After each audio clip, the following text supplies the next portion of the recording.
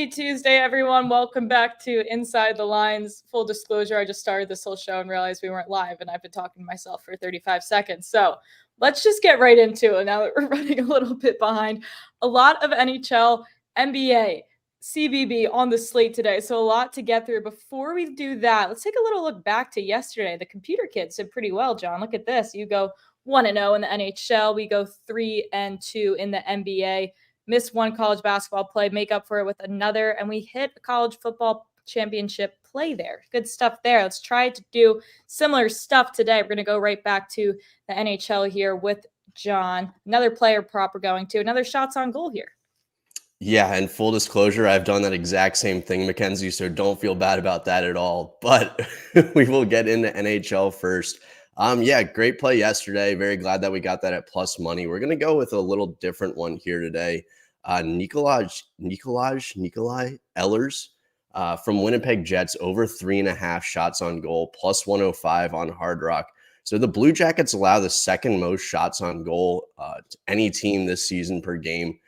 Ehlers has hit this number in 5 of his last 6 games and 9 of his last 12 games overall. He also hasn't had fewer than 2 shots in any of his last 14 games. So he's usually looking to shoot when he's on the ice. He's going to get his opportunities. It's just really about if he's going to get over this number. So at plus money, once again, I really like this value. All right. And back-to-back plus money would be pretty fire, pretty fire. All right. I'm going to send you into the chat to talk about any other NHL questions that we see. Let's bring in the NBA boys here, Steven and Jake. Had a good night last night. Got snubbed by DeMar DeRozan from what I can remember. Nonetheless, we make it out alive.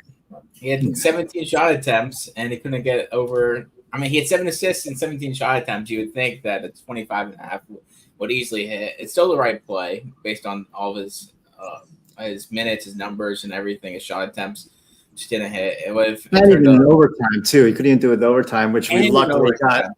Yeah. Luckily got Chicago minus 5.5 in overtime, which is again, count your blessings. Hey, never sweat. We don't have to let them know how it's gotten done. It's just a green check mark. All right, let's head into today's picks here. We'll start with Killian Hayes here, under 16.5 points and assists. We missed an under points and assists yesterday, under points. So maybe we hit it today. Yeah, so you should act now if you like this pick because I think the plus money is quickly fading away. He is likely to go over this if he has 35 minutes. But I'm banking on that this, Pistons team, Monty Williams has been kind of frustrating to figure out. But at this point in the season, it looks like Jaden Ivey has gotten out of the doghouse, and he was a point guard back in college, right, Jake? Yeah. Alec Burks, they need offense with Cade Cunningham out. And Killian Hayes is a sub 40% shooter and sub 30% three-point shooter as a guard. So Alec Burks is necessary for perimeter scoring. And then even All-Star Thompson, who played a major role at the start of the season, was a good facilitator with consistently getting 5+ assists. He played more minutes the other day when Cunningham was out or got hurt. So I'm banking on, instead of past years where it was Cade Cunningham was out for months or most of the year, and Killian Hayes got starting point guard minutes and usage, that this year will be different. It'll be more evenly distributed. And even if Hayes gets more minutes, he won't get the shots. Another thing that I like is that Sacramento has played 3 bad defensive games recently at home. They've allowed 133, 130, and 135, and just got smashed by 30+ by the Pelicans. So I got to assume that the team is preaching defense as they have to start this road trip. And Sacramento's defensive 3-point percentage is actually better on the road, 4 percentage points better on the road than it's at home. So at home, they like to outscore teams. And on the road, they actually buckle down. Good to know there. This is an interesting play coming up here that I like. Might be a wait-and-see situation. You actually like a John Morant-less Memphis to cover the number here in Dallas. Yeah, so the steam went from -5 to when it looked like Ja just missed a game, and then now he's out for the season. So I think it's on its way to 10 because when I first looked this morning, it was at 8.5. Then it went, it's 9.5, and there's a 9.5 on the board. If it goes to 10, I'll take it. Memphis often has, going back to his entire history at Memphis, there's a little bump or immediately after his injuries where they play better. And 2 seasons ago, that bump lasted a good, 30 games where they had stretches where they're much better. That was a different team with more depth and more size. I'm actually putting some money, considering money on Marcus Smart, who's had a terrible start to his career in Memphis. He's barely shooting 30% from three this season with Memphis. But, his last 2 games, he's taken a ton of threes, 27 in his last 2 games. He's made 12 after going over 13 the 3 games prior to that. And then more importantly, he is a 40% career three-point shooter versus Dallas. Now, it was better at home versus Boston, but he's still like 37% at Dallas. And he was 5 for 10 from 3 when they played back on October 30th. So, knock on wood, I'm thinking Marcus Smart, maybe some nice backdoor cover. Yeah, buy low moment for him. Mm-hmm. All right, let's go over a player you guys both like. Steven's on the rebounds. Jake is on the points here. We have a lot of value on the Knicks hosting Portland in general, but what makes you guys like him so much? I mean, I think they might go together, right? You're probably taking putbacks too, Jake, right? Yeah, they definitely go together. The minutes is the big reason with Mitchell Robinson out. I like the fact that he look at his game log, he's a very streaky rebounder. We actually had a Slack internally with Derek, and Jake saying, I think we should upgrade Hartenstein's minutes and his production because he's been playing more. And Derek was like, well, he hasn't been playing that great because he's streaky. Like he had a game where 5 games in a row, he had 10 plus rebounds, and then he followed up with 5 games with under 10. But I think he's on a streak with 19 and 20 in 2 of his last 3 games.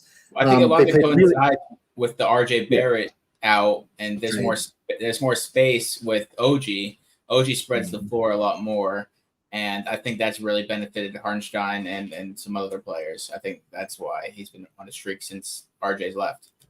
And I'm guessing, I'm speculating that the great defense the Knicks have been playing the last 4 games is like OG helping to stop penetration, and Hartenstein can just clean up defensive rebounds off tough shots as opposed to worrying about being a shot blocker and getting out of position for rebounding. Yeah, and Nick S likes his assists, so it might as well do the points, rebounds, and assists because we like all 3 of those. I was just going to ask, do we like the assist number here too? I don't mind it. They're using him a lot more just all around, so I don't hate it. What's the line for him? I'm checking what we have. What's just his points and rebounds line? His points, I think it's 20 and a half. 20 and a half. Yeah, we haven't projected for over 2.5 assists, so that sounds like a good value too, probably. Mm-hmm. Offensive boards and kickouts. That was exactly a game plan in our head, Nick. Mm-hmm. Always on it. Always on it.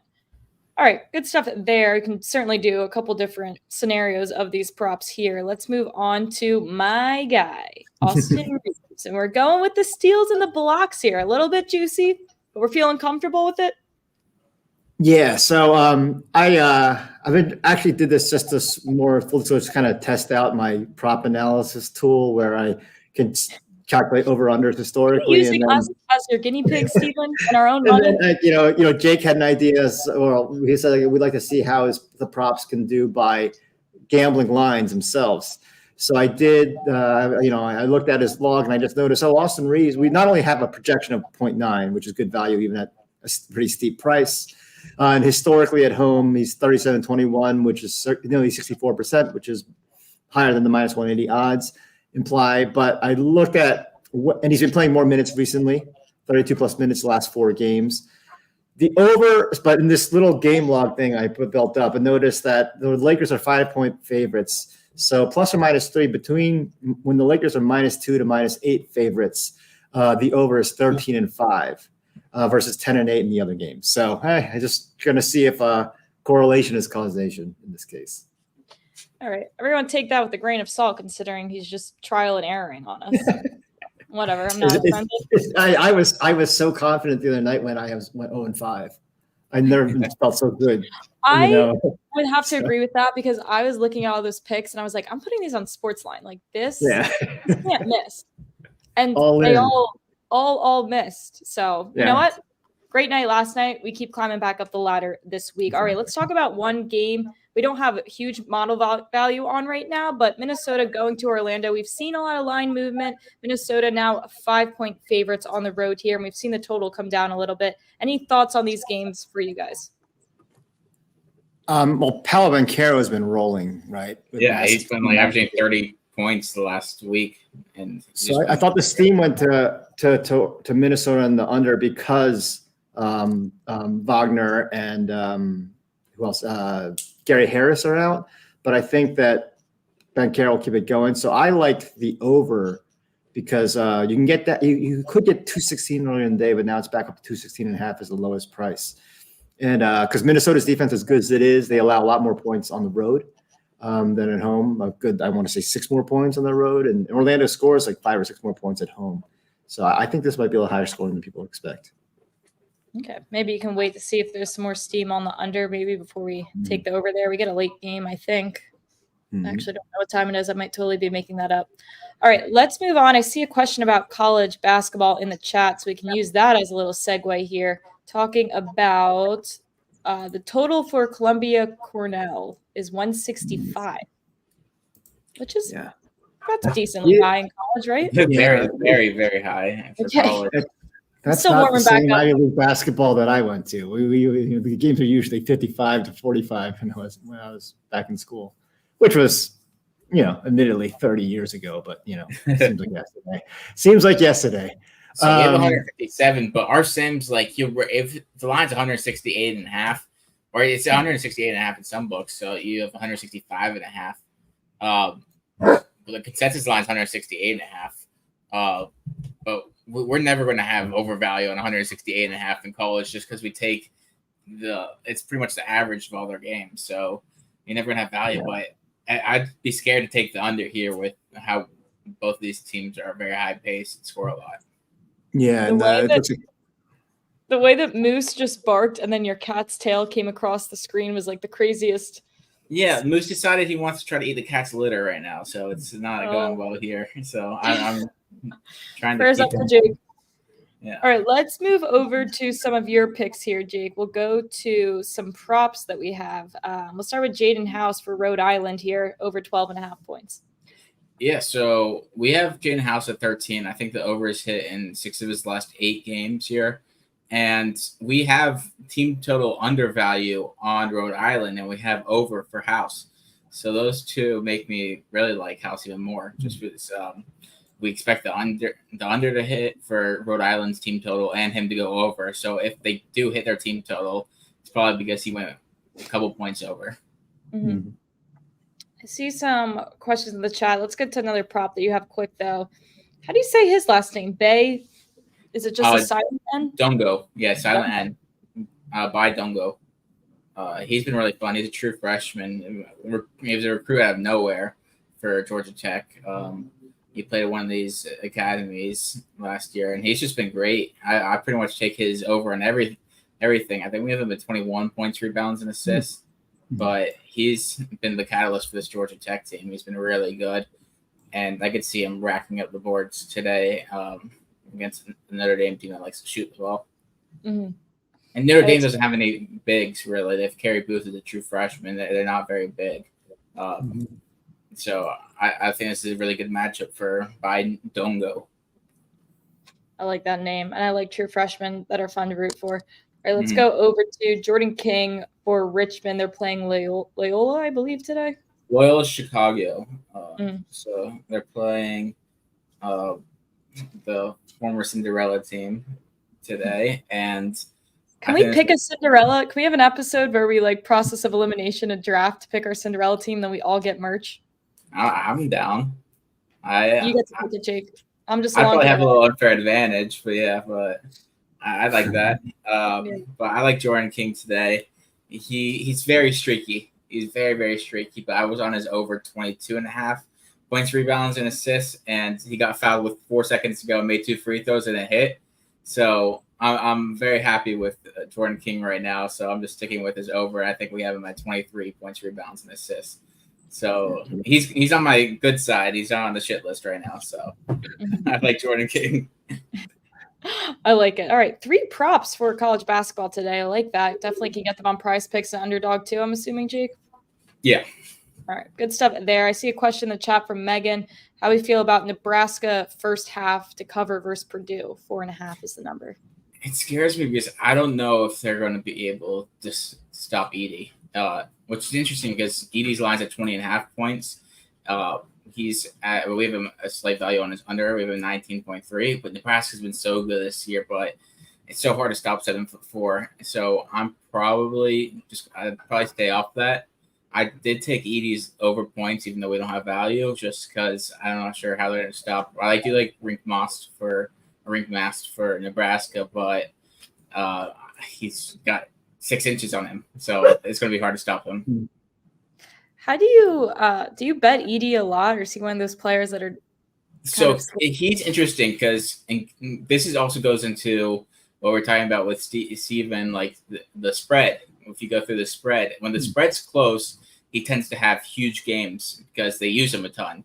And when he plays like the Arizonas or the Dukes, he goes off. But when he plays these other small teams, he tries to pass the ball more and doesn't really score. I think they just save him up. Even though he's averaging 23 points a game this year, he's probably averaging close to 30 when the spread is within 10. When the spread's over 10, he's probably averaging 18. Mm-hmm. Okay. So that'd be a good one to test that out with the spread. So I'll do that after at the meeting. Okay. All right. So Scott is thinking the Iowa State money line today, giving Houston their first loss. How do we feel about that? Interesting. I mean, I like this Iowa State team. Houston could get streaky when they shoot. I don't mind it as your upset play of the day, but don't love it just the way Houston's playing. We have Houston by 4, so we have them barely covering. But I mean, then again, we have this closer than you would think, because the model tends to love Houston. I think we have them. I was just gonna say, something's wrong with Houston if we don't love them. Exactly. Yeah. They're rebounding. They're not killing teams on the boards like they had in years past. Yeah. They're doing it. Iowa State's very good at home too, and so but they just came off a loss to Oklahoma, but that was on the road. I think all of their losses this season have been on the road or away from home. One of those teams can't play on the road. All right, that's all the questions I see in the chat right now. I'm going to pull up the recap screen that we have for today. Another NHL pick, few NBA picks to get you through the day. A lot on Hartenstein there. College basketball, a couple props. Love to see that. As far as the rest of the week, it's going to get a little quieter in the NFL, obviously, with just these weekend games, not as many primetime games, but plenty of player props. I'm sure a lot of steam moving that we'll continue to update you guys on as that comes out. As always, any questions, reach out to us on Twitter, and we will see you guys tomorrow.